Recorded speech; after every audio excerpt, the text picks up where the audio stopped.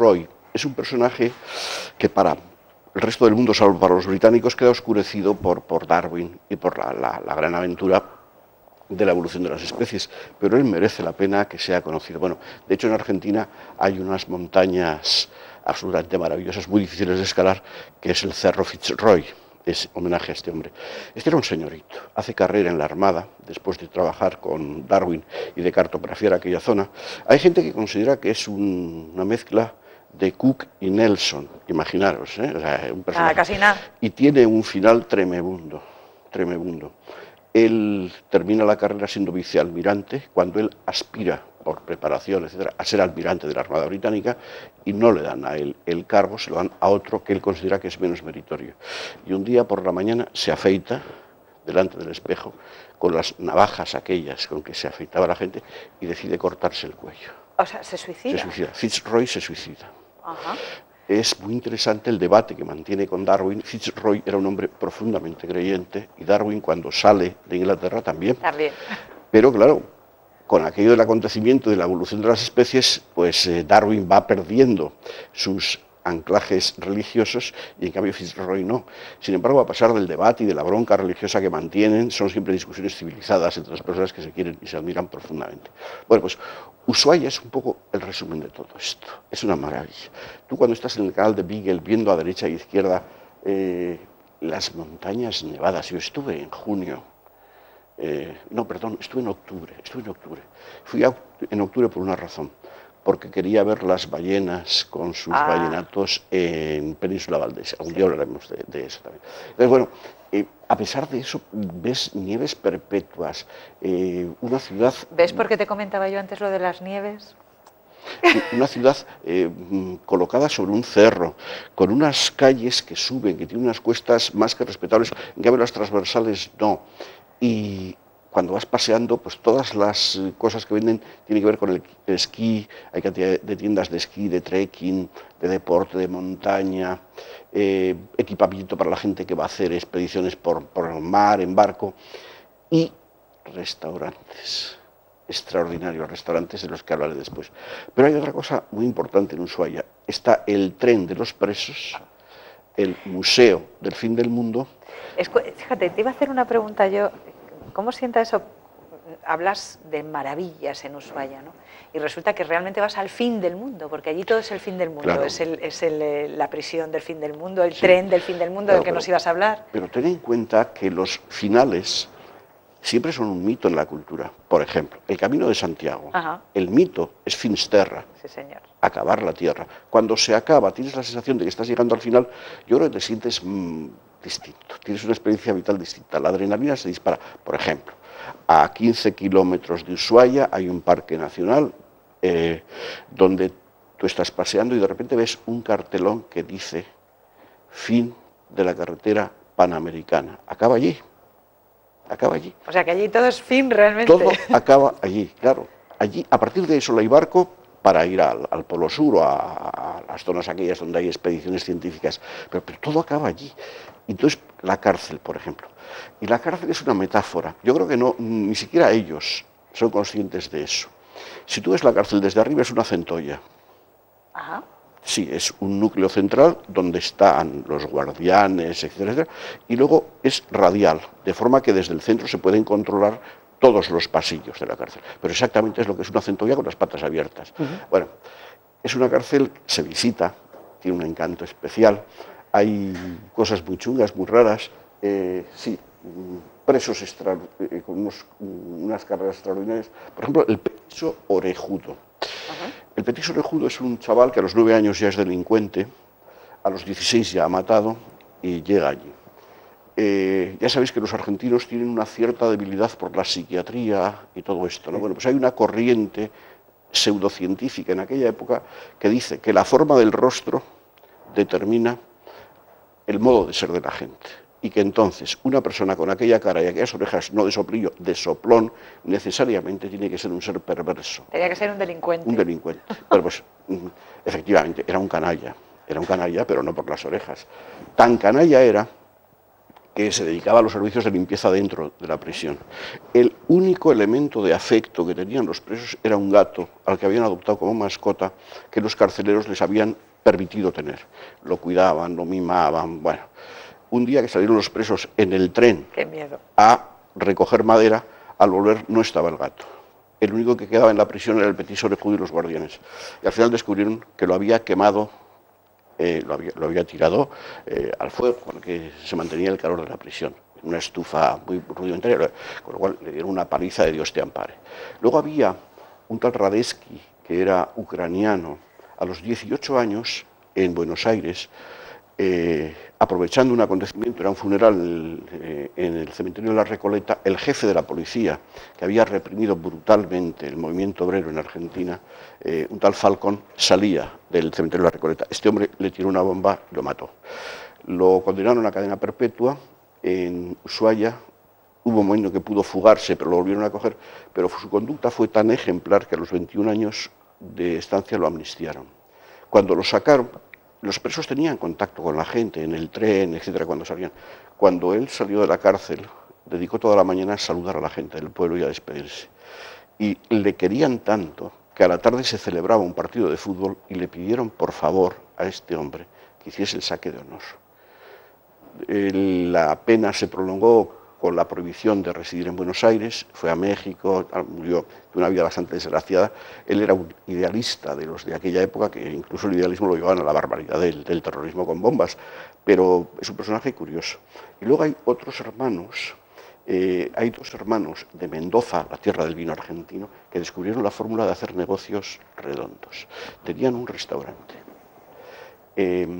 Entonces no pagaban a los proveedores nunca, con lo cual, claro, si tú vendes y no pagas, el negocio redondo, porque los proveedores se enfadan y exigen que les pagues, entonces los mataban.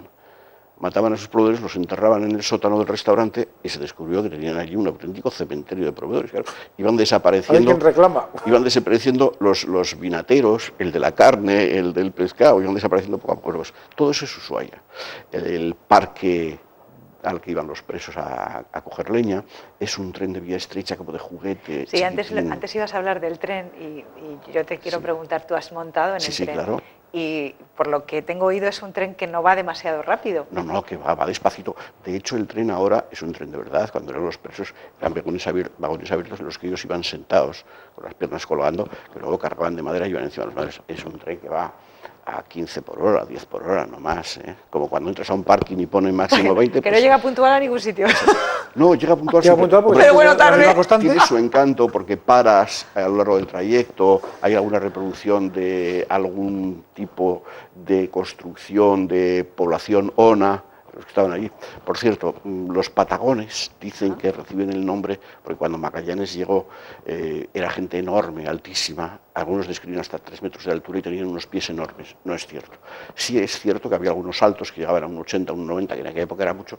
Lo que sí es verdad es que con el frío que hacía en la nieve envolvían los pies y los hacían mucho más grandes. Y la huella era impresionante. Y luego, por otra parte, hay otra historia que también es curiosa, y es que Patagón es un personaje mítico de un libro de caballería español, y que en aquella época, bueno, cuando Magallanes llega al canal, que todavía no era el Beagle, y al estrecho de Magallanes, pues Cervantes estaba escribiendo en España. Entonces, bueno, el tema de los libros de caballería y de los mitos funciona, y Patagón es un personaje. Hay esas doble versiones, pero bueno, en cualquier caso, allí Patagón, ellos lo asumen como persona de pie muy grande. Alberto, antes de hablar de café, ¿hablamos de la tía Elvira o hablamos de la tía Elvira primero, luego de café, o luego de café, luego de la tía Elvira? Hablamos del café en el tía Elvira. Yo siempre que un amigo me dice que va a Argentina y que va a ir al sur, le recomiendo que vaya al tía Elvira. Vamos a ver, es una especie de meca. Entre la gente que se mete en el mundo de la gastronomía, este es el restaurante tía Elvira. Sí. Bueno, yo identificaría hasta la mesa en la que estuve. Pues igual te hace ilusión. De la izquierda, esa mesa que está ahí. Esa mesa que está ahí. La de la izquierda. Hay varios, a la izquierda, a la derecha tiene varios lugares. Es un restaurante mítico. Está en la calle Maipú 234, en la Costanera, en el Paseo Marítimo. Precioso. Veo que su emblema es la centolla. Sí, sí. Claro, la centolla. Y esta es la tarjeta. ¿Y esa será la centolla fueguina? Sí. Hay varias formas de preparar la centolla. Una es cocida, sin más, y otra es a la fueguina. Hay una cosa que me ha rallado. sorprendido muchísimo. He visto que allí también es muy típico la merluza negra, pero que Claro. luego tiene una carne blanca, blanca, No, blanca. merluza negra por el color de la piel. Pero vamos a ver, la gente que nos esté viendo, que tenga cierta edad, cuando yo le digo que la merluza fueguina es merluza de verdad, me va a entender. Hoy se venden en nuestros mercados medianas con el nombre de merluza. No, merluza son 4 kilos de merluza. Sí, sí es cierto. Y lomos de este pelo. ¿eh? Eso es lo que comí yo allí. Comí merluza, comí rape, centolla siempre, las veces que estuve o para comer o para cenar. Pero la merluza, que ya es una... Por ejemplo, yo me imaginaba comiendo la merluza lo que pueden ser las cocochas de aquella merluza. Bueno. De verdad. No las que... Como solomillos. Pues claro. Entonces, bueno, el pescado es maravilloso por 2 razones. El agua es muy fría. Sí. El agua es muy fría. Y es agua muy limpia. Aunque luego te encuentras con zonas, sorpresivamente, donde la zona marítima huele fatal. Por ejemplo, el faro del fin del mundo. Este de franjitas blancas y rojas. Tú vas a verlo, hace un frío que pela, pero cuando vas a verlo te encuentras que está en una isla llena, absolutamente llena de aves y absolutamente llena de leones marinos. Y huele que no os podéis ni imaginar. O sea, es una maravilla, pero estás viendo el paisaje, así, huele muy mal. Pero bueno, a 50 metros las aguas vuelven a ser limpias, inmaculadas, frías, fantásticas. Y el tía Elvira, yo iba con, nada más hacer el check-in en el hotel, pregunté, me dijeron, aquí mismo, lo tenía muy cerca, fuimos allí, reservamos la mesa y a las 8:30 había un montón de gente. Yo creo que es de los restaurantes de la zona que más llena, aunque en general, ya os decía antes, hay muchos restaurantes y todo el mundo va por centolla. Entonces llegamos, nos sacaron la carta, merluza, efectivamente, negra, sí. merluza negra, vino de Mendoza, suponemos que algún proveedor que quedó vivo de los hermanos... de los que no se cargaron los hermanos Lionelli, y nada, comí una merluza excepcional y una centolla. A ver, la centolla patagónica, para que os hagáis una idea, es, cogéis la centolla de la bahía, aquí, Sí. y multiplicáis el grosor de las patas por 4 y la longitud por 3. Son patas. Entonces, claro, no comes el núcleo, que es muy pequeño, incluso cuando el ejemplar es adulto, la cabeza es muy reducida, muy pequeña. Te mueres con las patas. Con las patas. Entonces, claro, las patas además no te las sirven así de forma que tú tengas que hacer y sacarlas, no, te las sirven limpias, haciendo un montoncito. Yo les dije que si era posible, las prefería tibias, no de frigorífico, porque a mí me parece que pierde mucho. Y sí, me la sacaron tibia, la cuecen, te la dan, y va. El espectáculo es memorable. Es como comerte, ¿qué te diría yo? Pues una mezcla de centolla de la bahía, de cangrejo de chamchaca, de chacafam, todo esto. Pues, yo soy de los que cuando tengo una delicia de esas, prefiero que me dure menos, pero llevarme bocados enteros a la boca. Por ejemplo, si yo pudiese comer angulas ahora, que no puedo, las comería con cuchara. Para una vez que voy a... Hay que comerlas con tenedor de madera. Me puse tío. ¿Qué cantidad de gente puede haber? Porque, bueno, Ushuaia es turismo por el turismo, pero realmente habitantes son 50.000, o sea que no estamos hablando de una ciudad muy grande. Han pasado otras cosas curiosas en Ushuaia, por ejemplo. La pesca es importante, el comercio es importante. Luego había una cosa curiosa, que no me digas por qué ha ocurrido. Varias multinacionales del sector de la electrónica han establecido fábricas allí, con lo cual hay trabajo. Han renovado el aeropuerto, lo cual es un alivio, porque hasta hace 8 años solo aterrizaban determinados pilotos de aerolíneas argentinas, que eran los más seguros, los más veteranos, los que mejor conocían aquello, porque te la jugabas cada vez que entrabas y salías, sobre todo cada vez que entrabas. Ahora lo han arreglado y ya se ha convertido en un aeropuerto absolutamente normal. A ver si va a ser como el aeropuerto de Funchal, sí, que bueno, tenía fama de aeropuerto de madera, peligroso, pero absolutamente recomendable. ¿Y el café? El café, pregunté, era brasileiro. Extraordinario. Bueno, primero la oferta. Café, té o mate. Ahí el mate es el rey del mambo. Y yo le dije a la señora que no, que café, ya ver qué café. Era un café de filtro, no tenían cafetera, por lo menos no me ofrecieron express, era un café de filtro, pero quedó muy claro que yo era un enamorado del café y que el café me gustaba, porque me tomé, no eran tazas excesivamente pequeñas, claro, no era expreso, eran tazas. Me tomé 3 tazas como un Tus general. 3 tazas. Sus 3 tazas. Como un 3 general. tazas que van Pero como me tomé llavero contigo siempre. 3 tazas cada vez que estuve, con lo cual al final la señora que nos servía, de mediana edad, muy simpática, muy amable, ya casi hicimos amistad, y él al despedirnos el último día, ya cuando nos fuimos, no estaremos más y tal, y probablemente no volveremos, nos dimos 2 besos, y me dijo, bueno, me acordaré del señor de la centolla y los cafés. Hay una, bueno, comentabas que tú habías estado en el mes de octubre, Sí. ¿qué época sería la más recomendable? Porque allí hace frío en todas las Hombre, épocas del año. Octubre es primavera. Humedad, Octubre mucho es primavera para ellos. Pero allá abajo, vamos a ver, no vayas en julio, agosto, porque aquello es puro invierno. Entonces, bueno, claro, yo quería combinar varias cosas. Quería ver las ballenas en Península del Valdés. Tenías que ir en una época muy concreta. Pero si vas en diciembre sería maravilloso. Es decir, yo creo que diciembre puede ser maravilloso porque además puedes complementar pasando Nochevieja en Iguazú, por ejemplo, y eso ya es otra cosa, es zona pretropical y ya puedes pasar una Nochevieja con calor, ¿no? Pero yo creo que, hombre, Argentina tiene las estaciones cambiadas y sí, desde octubre a febrero, marzo, pues muy bien. Fíjate, como curiosidad, había visto que Ushuaia es la única ciudad argentina con costa y aguas pertenecientes al Pacífico, pero que a ellos no les gusta. No. Y tiene exenciones fiscales y es un puerto, no sé si franco o casi, sí. Nada, pero lo importante de la gente de Ushuaia es que se sienten muy de Ushuaia. Tienen un perfil, y luego, claro, tienen un poco el síndrome australiano. Ajá.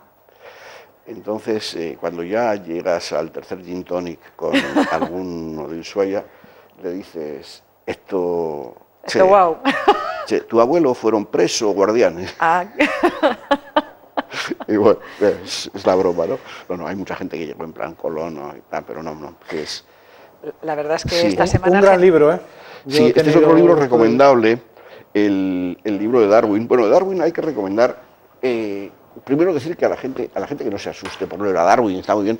Este es un maravilloso libro de viajes, viaje de un naturalista alrededor del mundo, Charles Darwin, y luego esto es La madre del correo, el origen de las especies. Aquí está un poco, por cierto, juntamente con Darwin, hay otro investigador que llega a las mismas conclusiones que llega Darwin, sin tener contacto con él. Y Darwin conoce que este hombre va a exponer sus tesis y entonces decide terminar el libro y escribirlo, pero luego, curiosamente, 2 personas que podrían haber sido enormes competidores y pelear por ellos, quién fue el primero se hicieron muy amigos y mantuvieron una correspondencia muy cordial, pero ha quedado claro que es Darwin el que da con la tecla. Y se me ha olvidado traeros una cosa. Bueno, el próximo día ya la quiero ver aquí. No, una botella de anís tenía que haberos traído. De anís el mono. ¿De allí? No, ¿no? De aquí. A ver, Vamos cuéntanos. A ver. La próxima semana lo hacemos para que la gente lo vea, sino que lo mire. En la botella de anís el mono, en la etiqueta hay un mono. Sí. Bueno, pues el rostro del mono es el rostro de Charles Darwin, puesto a mala leche. Ah, no. Sí. Ahí va, Sí. no lo había oído ni Pues sí, tú coges una etiqueta de anís del mono y es Charles Darwin con su barba, puesto a mala leche. Ya que tú dices que descendemos del mono, toma. Tú eres el primero de los monos. Sí. Ah, no, pues eso es como curiosidad, hay que traerlo, sí, aunque ya... Y que no ahora mismo en internet o en cualquier bar, oye, déjame ver un momentito la botella. Sí. Y otro libro, gran libro, que, como verán, Alberto no solamente propone el viaje, sino que muchos que no podemos Alberto viajar, nos ha adelantado el 23 de abril. Nos propone la lectura para conocer esos países de los que hablamos. Y uno de estos libros... Sí, es la biografía de Fitzroy, del capitán. Es un personaje absolutamente maravilloso, un enorme marino. Tiene una gran ventaja, que además de ser un gran libro, un libro con muchas páginas, tiene su peso y con la cantidad de vientos y corrientes que hacen en aquella zona, un poco de contrapeso te ayuda, ¿eh? Sí, te ayuda. Yo aconsejo a la gente que disfrute el triple de los viajes. Hay gente que solo disfruta cuando viaja. Hay que disfrutar el triple. Primero cuando lo preparas, 2 cuando viajas y después cuando recuerdas y enriqueces. Por ejemplo, yo este libro lo leí después del viaje. Me parecía apasionante leerlo después, porque yo había estado allí. Bueno, hay una experiencia increíble. este hombre funciona con aquella mentalidad colonial inglesa de la superioridad de los británicos, de la cultura británica, de la cultura europea, de que aquella gente son pobres salvajes, pero hay que ayudarles. Y entonces se trae a una serie de indios fueguinos a Londres, les enseñan el idioma, les enseñan a comportarse, a comer con cuchillo y tenedor. Bueno, es una experiencia terrorífica, porque luego cuando los devuelven en 3 meses, en 3 días, se vuelven a poner pieles, etcétera, salvo uno. Alguno que es el que aguanta más, y es esta aculturación es una barbaridad que a veces cometemos los occidentales. Olga, ¿qué te ha parecido el viaje? Pues a mí me deja siempre así, con la boca abierta. Y todo gracias a Cafés El Dromedario. Pues por supuesto. Es nuestro, no vamos a hablar de sponsors, sino nuestra propuesta para hacer un viaje agradable. Mira, hay una cosa que está muy clara. Hoy, yo no sé si tú te has dado cuenta, igual todos nuestros espectadores sí, yo le había invitado a un café dromedario antes de, pero como hablamos y cada cosa que cuenta Alberto es tan interesante, se le ha enfriado. ¿Te has dado cuenta que es que hemos entrado y no lo hemos presentado? Bueno, pero es que ya lo teníamos presentado de antes y es que siempre le presentamos como nuestra enciclopedia del cierto, mundo. La semana que viene, más sur. Más sur, sí, nos vamos a ir del fin del mundo, ¿a dónde nos llevas? A otro de los cabos míticos. Creo que os dije hace 2 semanas, los viejos marinos se ponían un pendiente cuando atravesaban uno de estos cabos. Hay 3, uno en Australia, el Cabo de Hornos, y nos vamos a ir a Ciudad del Cabo, Pues a Ciudad del el Cabo de Buena Esperanza.